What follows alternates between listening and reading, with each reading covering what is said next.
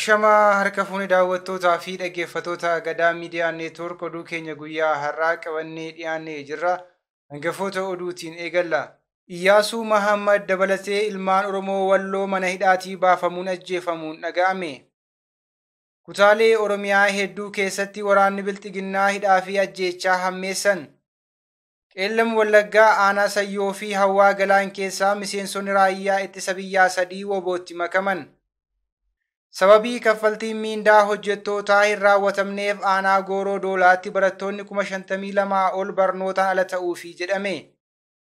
Pirezidaantiin Sudaan Kibbaa Puutiin waliin dubbachuuf Raashiyaa jiru. Kunneen hangafoota oduu turanii amma bal'ina oduutti dabarraa oduu wajjin ana Maanu'eel Laggaati. Iyyaasuu Mahammad dabalatee ilmaan Oromoo Walloo mana hidhaatii baafamuun ajjeefamuun dhaga'ame. Kaaba Oromiyaatti alagaan marfamanii kan jiran ilmaan Oromoo Walloo keessatti hedduu kan beekamuu fi sabboonaa jabaa kan ture Iyyaasuu Mahammadii fi hiriyoonni isaa namoonni kan biroo 2 mana hidhaatii baafamanii akka ajjeefamantu himame. Waggaa 2 dura humnoota nageenyaa mootummaatiin qabamee kan hidhame Iyyaasuun mana hidhaa Awwaash Arbaa akka ture maddeen himaniiru. Haa ta'u malee kibxata dheengaddaa gaafa fulbaana 26 bara 2023 jaarsolii biyyaa irraa ajjeefamuu isaa akka dhaga'an maatiin himan. Maatiin akka jedhanitti yoo ta'e ajjeefamuu isaa dhaga'uu malee haga yoonaatti reeffa isaa akka hin arginee fi qaamolee mootummaa gaafachaa akka jiran ibsaniiru. Iyyaasuun nama gannaa 40 yoo ta'u abbaa ijoollee 5 ture. Kutaalee Oromiyaa hedduu keessatti waraanni Bilxiginnaa hidhaa fi ajjeechaa hammeessan. Barcuma aangoo Abiyyi Ahmad tiksuuf kutaalee Oromiyaa garaa garaa keessa kan bobbaafamanii jiran waraanni mootummaa Bilxiginnaa iddoo deeman maratti ilmaan Oromoo hidhaa, dararaa fi ajjeesaa jiraachuu odeessinu qaqqabee addeesseera. Haaluma kanaan gaafa fulbaana 20 bara 2023 godina Wallagga Lixaa aanaa Ganjii ganda Busaanuu Qawwisootti waraanni Bilxiginnaa kunneen badii tokko malee nama Yuusuf Moosaa jedhamutti rasaasa roobsuun ajjeesuun barameera. Achuma aanaa Ganjii kanatti namoota maqaan isaanii Sabaafuu Waljirraa fi Mitikkuu Dhufeeraa jedhaman hidhuun gidirsaa jiraachuus maddeen himaniiru. Lixuma Wallaggaa aanaa Qondaalaa naannoo Liqixii jedhamuun beekamutti nama dhibee sammuu qabu tokko waraanni Bilxiginnaa gaafa fulbaana 20 bara 2023 ajjeesuu isaanii maddeen keenya himaniiru. Waraanni Bilxiginnaa kun gocha isaa hamaa kana jabeessee itti fufuun gaafa fulbaana 24 bara 2023 godina Qeellam Wallaggaa aanaa Anfilloo keessatti namoota nagaa 2 ajjeesuun dhaga'ame. Namoonni haala suukanneessaan waraana Bilxiginnaa kanaan ajjeefaman kunneenis Unjaa Yoonaasii fi Obbo Gaarummaa Barkeessaa kanneen jedhamanidha. Kana malees nama iddoo isaa Waaqjiraa jedhamu rasaasaan afaan keessa rukutanii du'aa fi jireenya gidduu akka jiru himameera. Oduudhuma walqabateen gaafa fulbaana 25 bara 2023 miseensa ABO kan ta'e nama Tokkummaa Biraanuu jedhamu waraanni Bilxiginnaa badii tokko malee mana jireenya isaatii qabuun magaalaa Buraayyuutti hidhuun dhaga'ameera. Magaalaa Buraayyuu keessatti gochi sabboontotaa fi miseensota adda bilisummaa Oromoo adamsanii hidhuu akkaan hammaachuu maddeen keenya himaniiru. Guyyaa kaleessaa ammoo gaafa fulbaana 27 bara 2023 godina Wallagga Lixaa aanaa mana Sibuu iddoo addaa Saccii Gabaa Dafinoo jedhamutti waraanni Bilxiginnaa barsiisaa tokko uummata fuulduratti ajjeesaniiru. Barsiisaan ajjeefame kun Nigaatuu Abbabaa kan jedhamu yoo ta'u, abbaa daa'imman 2 fi hawaasa keessatti nama kabajamaa akka ta'e maddeen keenya himan. Godinaalee lixa Oromiyaa aanaalee hedduu keessatti waraanni Bilxiginnaa kun haala suukanneessaan namoota nagaa fi qaroo ta'an hawaasa fuulduratti baasuun rashanaa jiraachuu kanaan duras Gadaa Miidiyaa Neetwoork irra deddeebiin gabaasaa tureera. Qeellam Wallaggaa aanaa Sayyoo fi Hawwaa Galaan keessaa miseensonni raayyaa ittisa biyyaa 3 wobootti makaman. Beekanis ta'ee utuu hin beekiin qawwee Bilxiginnaa baachuun sirnicha tajaajilaa kan jiran miseensonni raayyaa ittisa biyyaa Itoophiyaa yeroo adda addaatti sirnicha ganuun gara mooraa qabsoo bilisummaa Oromootti dabalamaa jiru. Haaluma kanaan gaafa fulbaana 23 bara 2023 miseensonni raayyaa ittisa biyyaa Itoophiyaa 2 fi miseensi poolisii Oromiyaa Farra Riphee Lolaa jedhamu tokko godina Qeellam Wallaggaa aanaa Hawwaa Galaan irraa meeshaa fi hidhannoo guutuu wajjin wobootti makamaniiru. Achuma Qeellam Wallaggaa aanaa Sayyoo mooraa magaalaa Dambidolloo ganda Duwwaa 4 keessaa ammoo miseensi raayyaa ittisa biyyaa Itoophiyaa tokko gaafa fulbaana 25 bara 2023 miliquun wobootti makame. Walumaa galatti loltoonni Bilxiginnaa duraanii kunneen qawwee Turkii tokko, dachaatuu 3, rasaasa 820 fi boombii harkaa 5 mooraa bilxiginnaatii baasuun dantaa qabsoo bilisummaa Oromoof galii godhaniiru. Sababa kaffaltiin hojjettootaa hin raawwatamneef aanaa Gooroo Doolaatti barattoonni 52,000 ol barnootaan ala ta'uufi jedhame.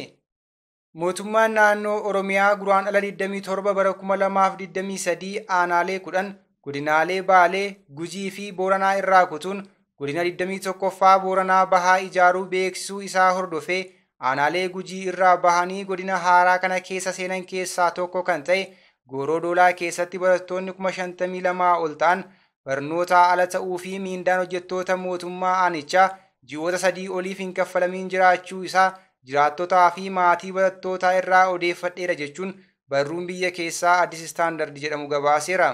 Aanicha keessatti barattoota 52,000 ol akka argaman kan hime barsiisaan mana barumsaa qophaa'inaa keessa barsiisu tokko bara 2016 seenee bakkeewwan kaanitti galmeen barattootaa geggeeffamaa jiraachuu fi barnoonni eegalus aanicha keessa hanga ammaatti galmeen barattootaa kan hin adeemsifamne ta'uu himeera. Barsiisaan kun itti dabaluudhaan hojjettoonni mootummaa aanichaa yeroo miindaa nuu kaffalaa jedhanii bulchiisa godinichaa yeroo gaafatan deemaa hojjedhaa yeroo dhiyoo keessatti isinii kaffalamaa nuun jedhu malee hanga ammaatti wanti haaraan tokko hin jiru jedhe. Qajeelfama mootummaa naannoo Oromiyaa irraa darbeen hojjettoonnii fi aangawoonni aanaa Gooroo Doolaa caaseffama haaraa godina Booranaa Bahaa mormuun baqatanii turan fulbaana 19 bara 2023 irraa eegalee gita hojii isaanitti deebi'anii turan. Maatiin barataa maqaan isaa akka dhahamu hin barbaanne akka himetti hanga ammaatti ijoolleen isaa 2 bara barnootaa 2016tti osoo hin galmaa'in hafuu hime. Itti dabaluunis ani hojjetaa mootummaa waan ta'eef osoo manni barumsaa baname illee miindaan ji'oota 3 waan naa hin kaffalamiin jiruuf rakkoon na mudachuu hin oolu jedheera. Hojjetaan mootummaa kan biraa yaada laateen manneen barnootaa ala dhaabbilee hawaasaa kanneen akka dhaabbilee fayyaa hawaasaaf tajaajila kennaa akka hin jirre hime. Manneen yaalaa aanicha keessa jiran hanqina qorichaan tajaajila kennaa hin jiran jedhe. Kana irraa kan ka'e dhukkubsattoonni aanicha keessa jiran rakkachaa jirus jedheera. Murtoon mootummaa naannoo Oromiyaa koriidarii misoomaa uumuun carraa misoomaa guddisuu, yaaddoo nageenyaa naannoo sanaa jiru furuu, malaammaltummaa fi bulchiisa hamaa kibba Oromiyaa keessa jiru to'achuuf jedhee godina haaraa hundeesse kana jiraattota godina Gujii biratti mormii ji'oota 6 ol ture kaaseera. Jiraattonni godina Gujii fi qondaalonni godinichaa adeemsa gurmaa'insa haaraa keessatti uummata mariisuu dhabuu fi murteen kenname gubbaa gadi ta'uun isaa madda rakkooti jechuun gurmaa'insa haaraa kana mormaniiru. Mormii ji'ootaaf geggeeffamaa tureen namoonni nagaa ajjeefamanii qondaalota mootummaa dabalatee namoonni baay'een mana hidhaatti darbatamuun haala mirga namoomaa naannoo sanatti duraanuu hamaa turetti dabalata ta'ee jira. Cufamuun daandii, uggura sochii geejjibaa, gabaa fi daldala dinagdee biyya keessaa haalaan miidhuu isaa irraan kan ka'e jiraattota rakkoo hamaaf saaxileera. Gurmaa'insa haaraa kana irratti jiraattota godina Baalee irraa mormiin dhaga'amus mormiin cimaan jiraattota godina Gujii irraa kan dhufedha. Sababni isaas magaalaan guddittii bulchiisa godina Gujii jala turte Nagelleen gara godina haaraa ijaarame jalatti waan galfamtee fi bulchiisi godina Gujii teessoo isaa gara Adoolaa Reeddeetti akka jijjiiramu godhamuu isaatiini. Pirezidaantiin Sudaan Kibbaa Puutiin waliin mari'achuuf Raashiyaa jiru. Pirezidaantii Saalvaa Kiir gita isaanii kan Raashiyaa Vilaadimeer Puutiin waliin Mooskootti mari'ataa jiru.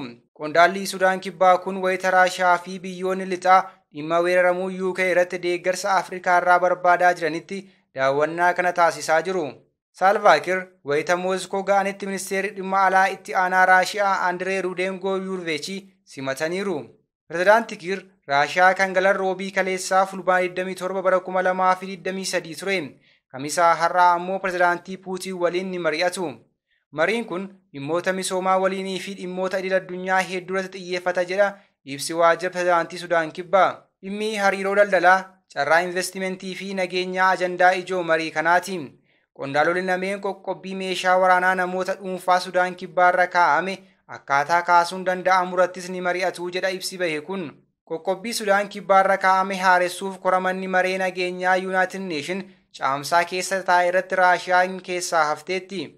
Qoqqobbiin kun maallaqi namoota dhuunfaa akka hin sochoone gochuu, imala dhorkuu fi meeshaa waraanaa dhoowwachuu of keessaa qaba ture. Egaan kabajamtoota daawwattootaa fi dhaggeeffattoota Gadaa Miidiyaa Neetwoork oduu fi odeeffannoo dabalatee qophiilee Gadaa Miidiyaa Neetwoork kanneen biroo karaa toora YouTube chaanaalii Gadaa Miidiyaa Neetwoork sabiskiraayib laayik gochuun hordofuu hin dagatinaa jecha Oduun guyyaa har'aaf qabadhee dhiyaadhee kana fakkaata ture. Ana wajjin sa'aatii oduutti walitti deebina. Hangasittuu qophiilee Gadaa Miidiyaa Neetwork kanneen biroo wajjin turtii gaarii.